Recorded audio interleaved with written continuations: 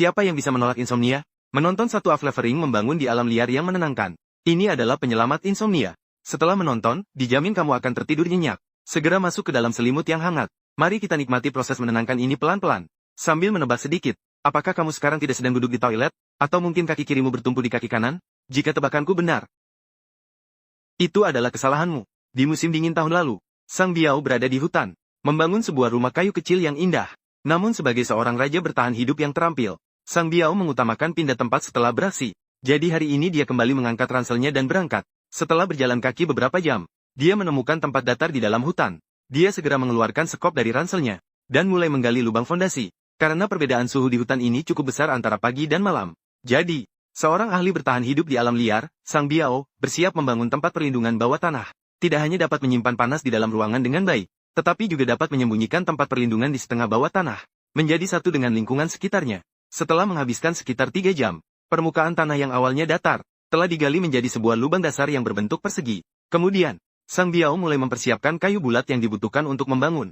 Setelah mengupas kulit kayu dari permukaan kayu, dia menggunakan kapak bayangan di tangannya, untuk menghilangkan cabang-cabang yang berlebih dari kayu tersebut, memastikan permukaannya halus dan rata, kemudian memotong kayu bulat menjadi panjang yang seragam, dan mengikis kulit dengan baik di permukaannya.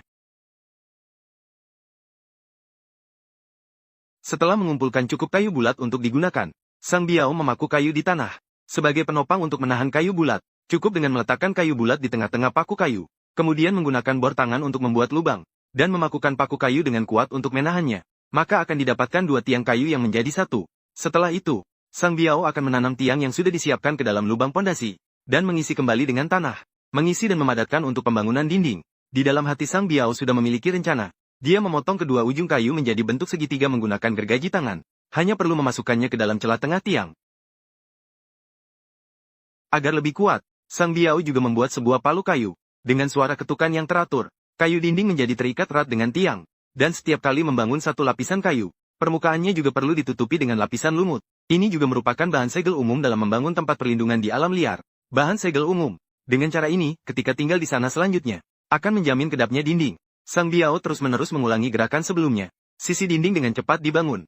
Selanjutnya, saatnya pada detailnya. Karena sisi ini, perlu menyisakan ruang untuk perapian sebelumnya. Jadi, Sang Biao terlebih dahulu menggunakan kayu yang lebih pendek, untuk membangun dinding bagian bawah.